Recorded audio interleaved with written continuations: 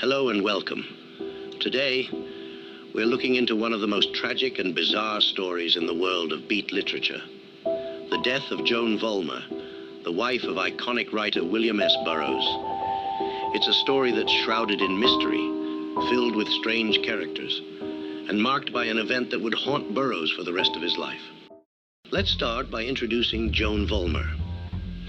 In the 1940s and early 50s, she was at the heart of the bohemian scene in New York City, a group of writers, poets, and artists who would later be known as the Beat Generation. Joan was smart, sharp-tongued, and known for her wild, free-spirited nature. She and Burroughs met in New York and quickly became inseparable, though their relationship was anything but conventional. Burroughs and Vollmer were part of a tight-knit circle that included other beat legends like Jack Kerouac and Allen Ginsberg.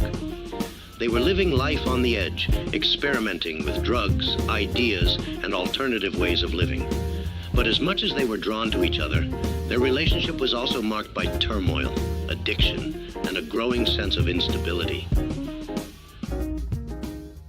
In 1950, Burroughs and Vollmer moved to Mexico City, looking for a fresh start and a place to escape drug charges. But their new life in Mexico was far from idyllic. Burroughs was deep into his drug addiction, and their relationship was becoming more and more strained. Yet in the midst of this chaos, they still managed to maintain a strange, intense bond. And then came the night that would change everything. It was September 6th, 1951. Burroughs and Vollmer were at a party, drinking and socializing with friends.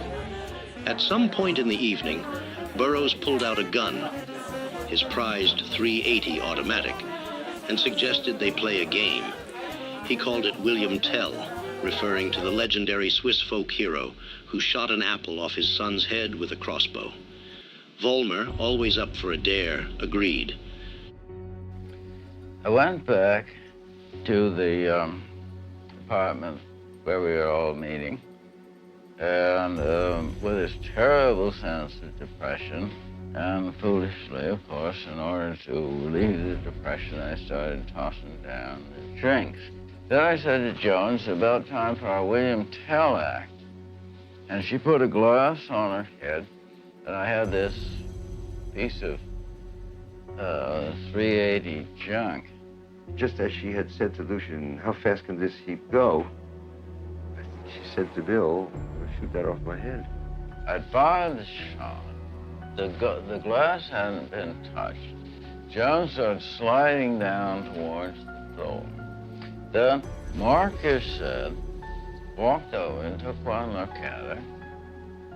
He said, Bill, your bullet has hit her forehead.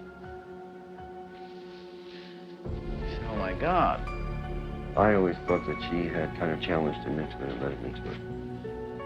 That it was sort of like using him to, she was in a sense using him to get her off the earth.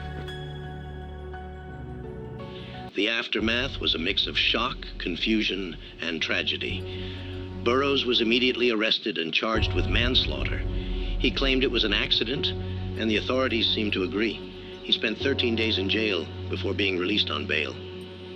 Burroughs eventually fled Mexico, but the incident would hang over him for the rest of his life.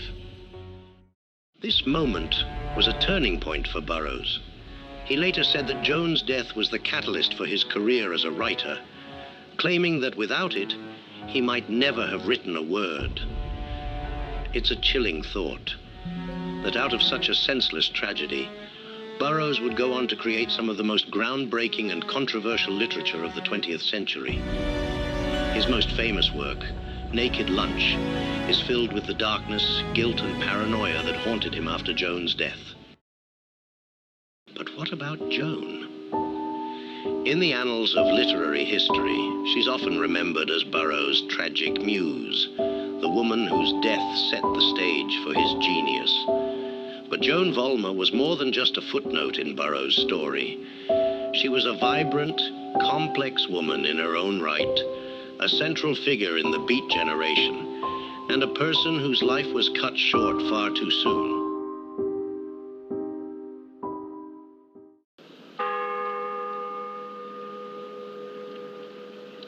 Don't forget to like and subscribe so you never miss a new video. I hope you enjoyed this episode, and as always, thanks for watching.